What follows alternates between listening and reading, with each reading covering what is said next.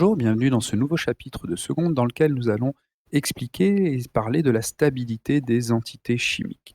Je rappelle que les entités chimiques sont les atomes, les molécules ou les ions, puisque dans la nature, c'est sous cette forme-là que nous allons trouver au niveau microscopique les différentes espèces chimiques. Dans un premier temps, nous allons expliquer la formation des ions, et pour cela, nous allons devoir regarder le tableau périodique un peu plus en détail. En particulier, nous allons parler de la dernière colonne, qui est la colonne des gaz nobles, qui contient entre autres les éléments hélium, néon, argon et krypton. Ces éléments chimiques ont la particularité d'avoir une forte inertie chimique, c'est-à-dire qu'ils ont tendance à rester sous forme atomique et à ne pas former d'ions ou de molécules. Et c'est la seule colonne qui contient des éléments de ce type-là. Donc nous allons l'étudier pour essayer de comprendre pourquoi ces éléments ne forment pas d'autres entités que des entités atomiques. Si on regarde la configuration électronique de l'hélium, sa configuration électronique, puisqu'il contient 2 électrons, puisque son numéro atomique est 2, sa configuration est 1s2. Ensuite, le néon, Z égale 10, la configuration 1s2, 2s2, 2p6. L'argon, Z égale 18, 1s2, 2s2, 2p6, 3s2, 3p6.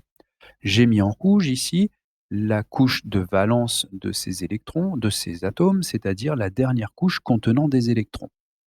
Alors, qu'ont-elles de particulier? On voit que l'hélium, sa couche de valence, c'est la première couche de toute façon. On voit que la sous-couche 1s, qui est la seule que contient la couche 1, eh bien, est entièrement remplie. On dit qu'elle est saturée, 1s2. On ne peut pas rajouter d'électrons supplémentaires. Après, il faudrait aller sur la couche numéro 2.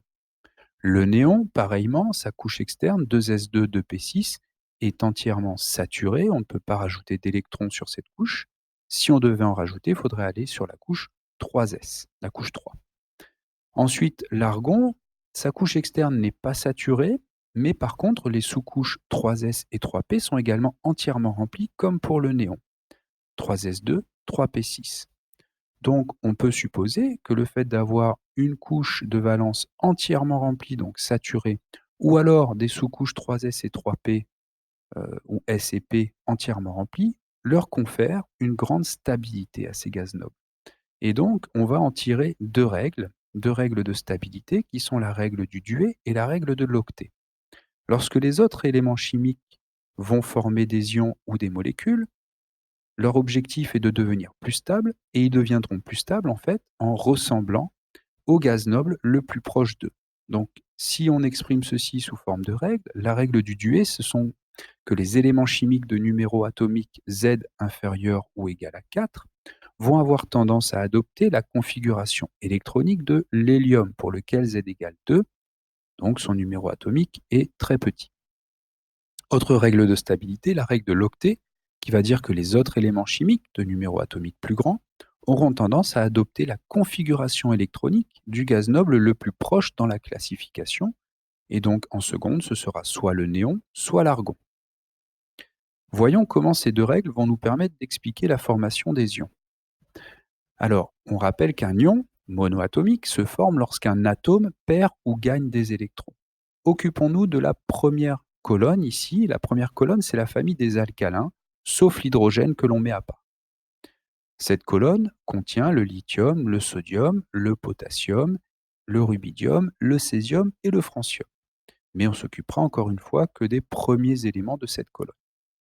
Le lithium, pour lequel Z égale 3, sa structure électronique est 1s2, 2s1. Le sodium, Z égale 11, 1s2, 2s2, 2p6, 3s1. On voit que ces deux éléments ont la particularité de ne contenir qu'un seul électron sur leur couche de valence. Donc, pour obéir à la règle du Duet ou de l'octet, en fait, ils vont simplement devoir perdre un électron.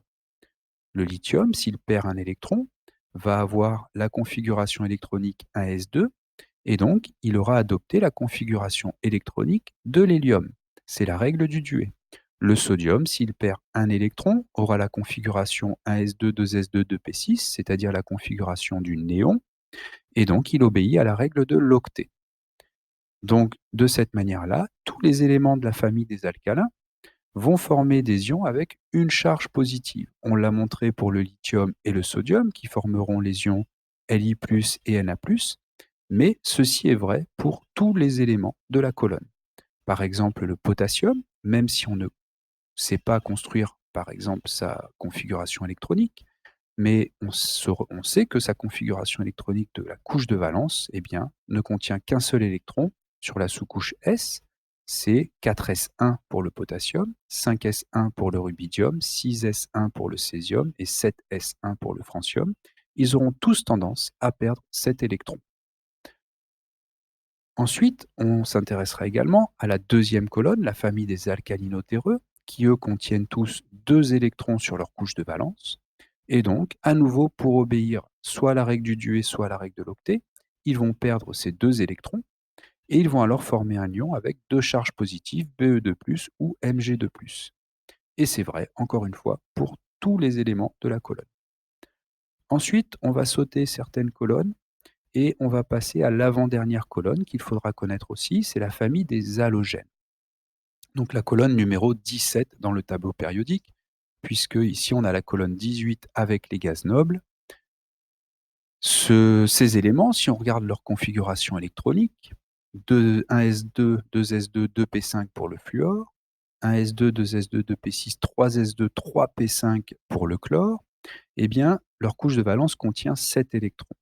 Il leur manque un électron pour obéir à la règle de l'octet, ces éléments-là. Ici, il n'y en a aucun qui obéira à la règle du duet puisque leur numéro atomique est supérieur à 4 pour tous. Et donc, ils vont tous gagner un électron pour ressembler au gaz noble qui est juste après dans la classification périodique. Donc leur couche externe deviendra, quand ils seront sous forme d'ion, 3s2, S2 et P6 ici, et donc ils formeront tous des ions avec une charge négative. Le fluor sera l'ion fluorure, F-, et le chlore sera l'ion chlorure, Cl-.